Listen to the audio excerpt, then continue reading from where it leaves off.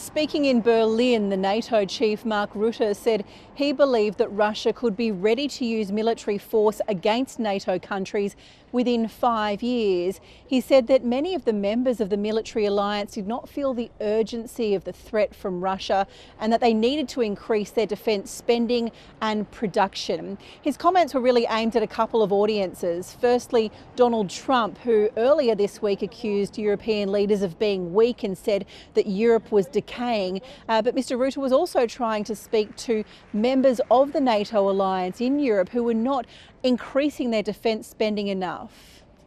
We are Russia's next target. And we are already in harm's way.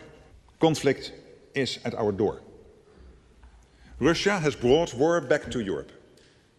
And we must be prepared for the scale of war our grandparents and great-grandparents endured.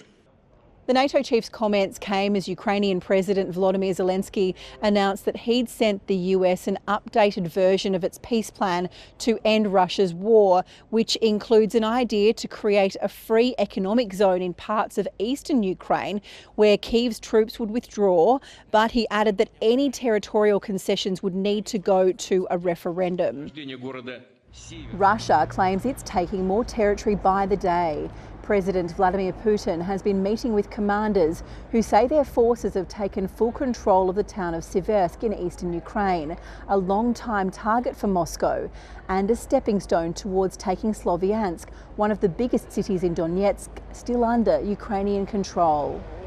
Ukraine's allies, the Coalition of the Willing, have been meeting again to discuss security guarantees for Ukraine in the event of a ceasefire, but that seems a long way off. The EU's also started a process to freeze Russian central bank assets immobilised in Europe for the long term, which could pave the way for the use of the money for a loan for Ukraine. Russia's foreign ministry has said that the EU's manipulation of Moscow's frozen assets would not go unanswered.